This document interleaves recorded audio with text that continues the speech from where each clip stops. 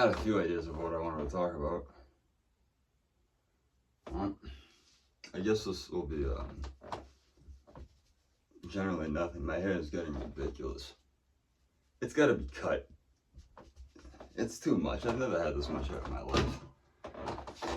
Pretty nuts. So, okay. Updates. Nothing. Going to work, doing work, going home, being a father till I go to sleep. And then I fan through the dozens of unplayed, unfinished games I have on my Steam Deck. And then I just always end up going to like, I just play Pokemon Pinball. And then you feel ashamed. You feel bad that you did that. You feel bad that you took out the Steam Deck. And I was like, Dark Souls 3, Bomb Funk, Cyber Rush, Cuphead. It's a charming, delightfully animated, spirited title. Balatro. Nah. Let's go retro again. Open up emulation station. GameCube? When did we get? Nah, I've already beat it. I always go to Pokemon Pinball, the original. I can't get used to the there's a subtle irritation, subtle motion sickness to how the ball just goes, and then the rest of the it just pans up toward it just pans up the board, the pinball board, which is sort of disorientating. I liked how that's in the Ruby and Sapphire version. You have the red and blue version, the original. It's just like once you hit it up, it just transitioned to the second portion, the top portion of the pinball board, and once it came down, you got it. You know, it was just like, it was like an old school automatic switching of DS screens. So like if you're emulating DS on like the Miu Mini Plus. Yeah, he's whipping out the handheld knowledge. I've been enjoying my handhelds quite a bit. I've been playing the Steam Deck quite a bit. I was playing my Odin 2, which the Odin 2 is fantastic, but I made a mistake of buying one too many handhelds. I really got caught up in that world as a result of, it was some sort of like thing that I in-wombed myself with to ward off depression without actually confronting depression and shit like that. And that could only work for so long until you had to do something about it. But now I have all these different devices that I've set up, modified, put all sorts of ROMs in. Now I have to actually eliminate a few from my collection. Perhaps put them in storage or give them to friends who might want to make good use of them. Because I got my Odin 2, I got the Steam Deck. And the Steam Deck, you know, that's more or less for like the few high-end PC games I play and some Switch emulation. And you have the Odin 2, that's I kind of made that my dedicated, you know, GameCube / N64 / PlayStation 2 / Dreamcast machine. It is such a fantastic device. I almost fucked up and got the Odin 2 Mini, which looks great, looks fantastic. It has a Vita form factor, it's fantastic. It looks solid, has a more premium look. I'm thinking about all this and I'm like, stop it. You have this Odin 2, it's perfect, it works great. You just got these great 3D printed grips that just stick right onto the thing. It's unreal. Handheld, they have really taken me away from traditional console gaming. I actually expressed to my wife earlier today, I was like, I'm thinking about just like getting rid of my PS5. And I was like, And then it's the trouble with that is I don't know if there's a way around it, but it's a digital version. I got the PS5 digital, and oh man, what the amount I paid, I shamelessly paid to have it early. I bought mine scalped. I'm not proud of it. I'm not proud of it. I was so sick and tired of missing out on these. I would have several different live streams of these guys that were monitoring restocks during like December 2020 or whatever it was. Yeah, I was just hopped up on Red Bull, just trying to get this stupid thing, this stupid console that I played. I beat Elden Ring on it. I platinumed Elden Ring on it. I got a pretty good amount of use out of the PS5. But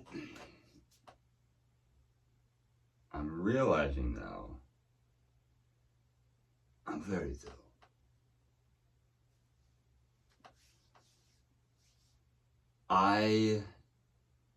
There's something that just doesn't feel right, even when I have the free time. And I heard it expressed by, I think it was Jackson Clark from the Official Podcast. Great show, great program. Check them out. They're on the spot. But he said, one episode, he feels bad when he sits down and he dedicates a couple of hours to playing a video game. There's always a feeling like there's something more important one should be doing. And he said that and it always sticks with me. And, you know, I'm playing the brand new game, right? Whatever it is, because you don't want FOMO. You're playing the brand new device because you don't want to suffer FOMO. But then you're thinking about all of this, like, well, I'm suffering the FOMO of pursuing life. Pursuing the things I have, there's a much better benefit to understanding, taking the time to understand. But this handheld hobby, it's been quite enjoyable. I learned quite a bit about setting them up, and I really, my heart goes out to all those people who don't want to take the time to learn it.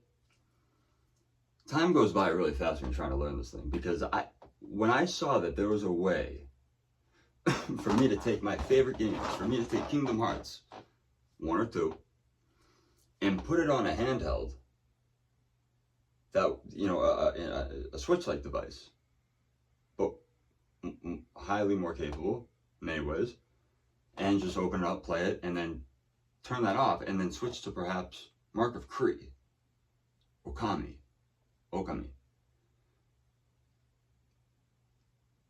any of the Dragon Ball Z games, and then hop to a different platform entirely, and I can have that all in one program, one front end. Daijisho or Beacon, Pegasus, whatever you got. Name them.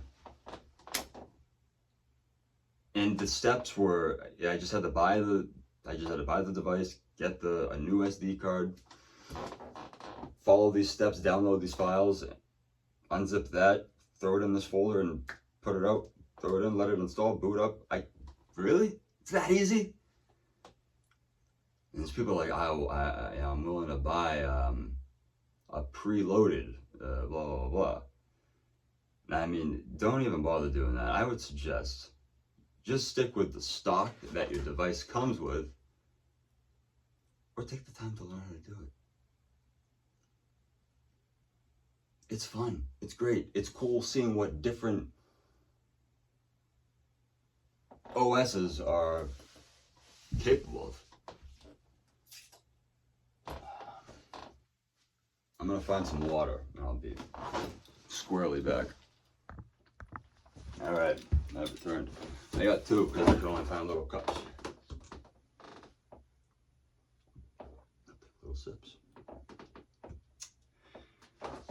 So, but I've been with the Steam Deck lately. I got sucked in with Balatro. I'm terrible at it. Cannot beat it. Cannot rack up these insane multipliers that these some of these more mathematically inclined people. You know, I find that I play any game that gives me the ability to kind of apply my strengths in a certain direction, and I always pick like brawn. So I always pick like the joker that is, it's gonna multiply this. Cause I can do a high card every hand, you know. And I don't do much, but you know, it's fun. I can understand the addiction. I guess I'm perhaps happy I'm not that good at it because I'm not compelled to continue playing it after a certain point.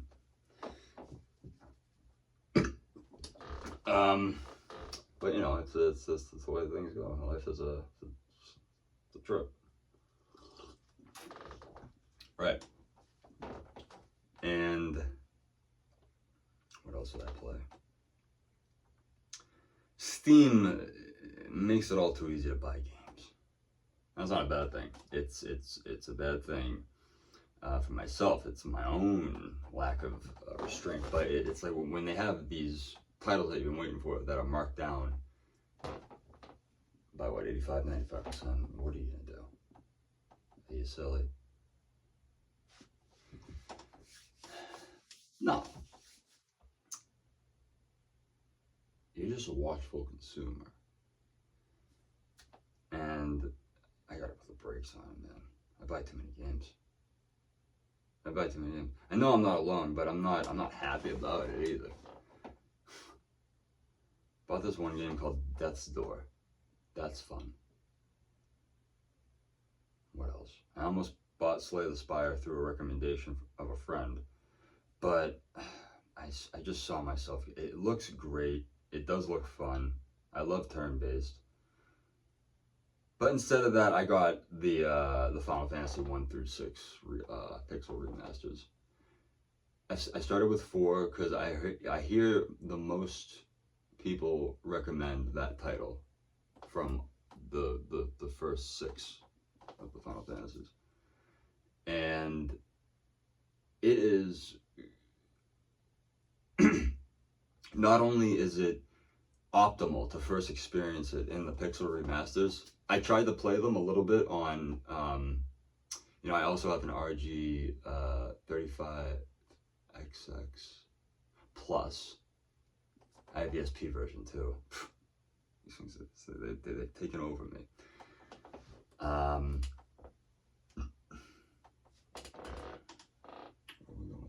But no, and on a screen the size of this, it seemed like it's. I don't think if they were just regular emulated ROM copies, I don't think you'd be able to justify using a Steam Deck. But these pixel remasters, they just look so beautiful, even on the regular LCD Steam Deck. I don't have the OLED.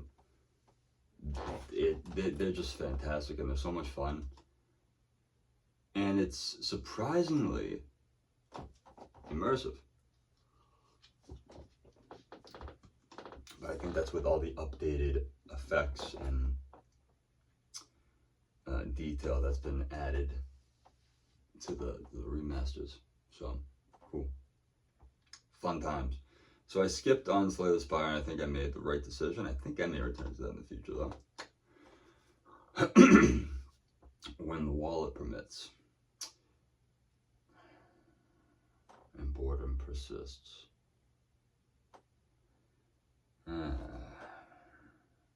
So, I hate how fast time passes. I talk too much. Guess I'll end up having fun with my handhelds lately. And I guess a little note about my whole walk with Christ. It ain't easy. It's not easy. And it is very easy, though, to be distracted, to be doubtful, to be unpracticing, to be undisciplined, to be self-distancing. Especially if all those qualities are things that you've possessed in your character long before deciding to walk with Christ. So, but I appreciate that. it's always a good time to in times of when you're just stacking up sin and you're just deciding not to pray about it, not to ask forgiveness for it. I was just letting that happen. I was just feeling terrible. I was just feeling bad. There was something weird with my gait. I was just off. It was off. I was just returning to bad habits, just letting myself go, and I felt terrible, and I knew why. I knew why, and so after a regretful hiatus from prayer and confessing to God and getting in touch with God and talking to Him and asking for guidance, forgiveness for what I've done, giving me the strength to sin no longer. I had to give myself a greater amount of time to be there and stay there with the Lord because I let so much time pass. And the incredible thing is that he's like, I forgive you. You're good. Just stay here though. Just stop wandering so far. Just stick around. Understand me. Serve me. You can't we can't get close. You and I can't get close if you keep pushing me away through your sin. Because once I forgive you, okay. But you're right back where you began. You're not any closer or any further. You're just where you are. So it's, as you abstain from sin, and you ask for the strength to abstain from sin, and every time you are successful in overcoming that, you are climbing a step on the staircase closer towards Him in a spiritual sense. Not a sense that you're going to be dying and that you'll meet Him, but in a spiritual sense, for that spiritual journey takes place within yourself, in your heart. And what is the heart? It's a question that a lot of people hang their entire worth in believing in Christ in. And because they can't define it for themselves, because they don't decide to try to define it for themselves, they walk away from God. And it shows you the people who will really put in the time outside of what they do to defame others, who know for themselves that their Redeemer lives, as I do. And what I can say that the heart is, though, and what it perhaps could be, is it is the library, it is the collection, the gallery of every emotion that you've ever expressed, for every decision that you've ever made, everything that's ever passed through your conscience and how that's ever made you feel from the inside, whether it's made you feel delighted or horrified or disgusted or hateful or angry. The heart is not that muscle beating behind our chest. The heart is a spirited composition of everything that we've done in our lives that's been driven by decision making, emotion, experience, outlook, the things that we've done and how those things have made us feel when we've done them, whether they were good or bad things. And I believe that this comes near to what God knows as the heart, for what we can only try to understand for ourselves.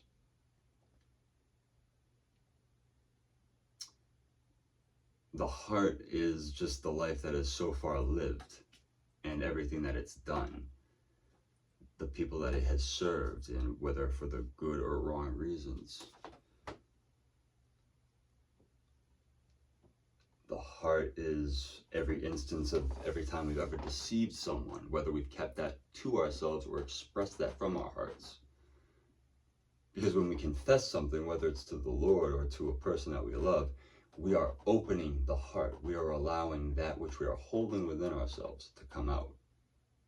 And like I said, since it's not the beating heart behind our chest, it's not a ripping open of the actual heart, and out comes the confession, the horrifying thing that you've been hiding. It is it is its own monster that you can only see, for it only lives in you.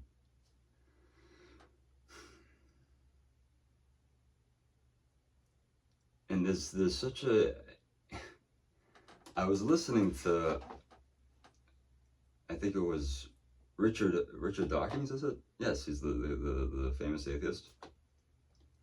And this girl asked him, what if you're wrong, blah blah blah.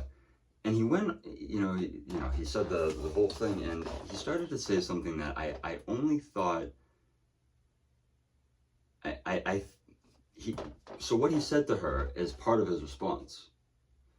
This was like near the tail end of it, but he said, if you grew up here, you'd be this. If you grew up there, you'd be, he brought up that whole thing. I was kind of surprised. I was like, though he's an atheist, he's a very intelligent guy. He seems very worldly, socially aware, but he was very insensitive of how he spoke about, if you lived in Africa, you would believe in the great juju on the top of the mountain, or something to that effect. And I'm thinking, it's like, how incredibly offensive to an entire continent of people, who are largely Christian, largely Muslim. And I was very surprised that someone of his supposed intellect takes on that argument. And it makes sense as to why other people bring that up and think it is some sort of trump card, because they heard Dawkins, who is held in such high regards in atheism, in being the case, the God against God, right? Ridiculous. And to hear him say that, it's like, it was sort of surprising.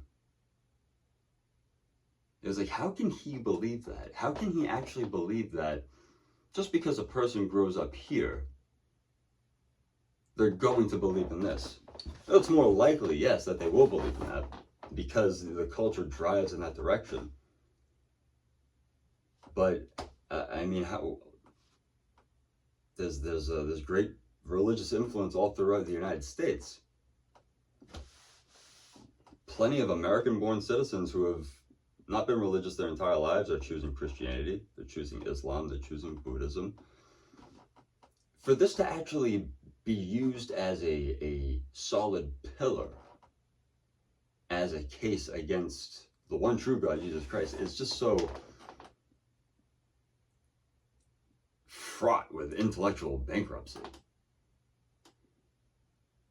It's like, you really have to like just turn off everything that you know that is against God, and just really parse that out in your head,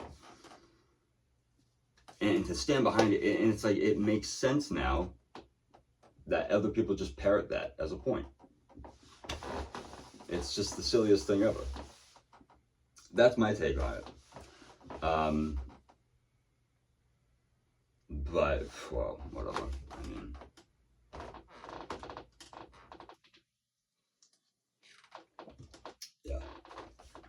This is just a rant. Went from Handhelds right into atheism and Christianity all over again. But that's about it. Not much to tell, not much left to say, other than God bless you, my friend, whoever you are, and God bless all of us. Thank you for watching. Bye-bye.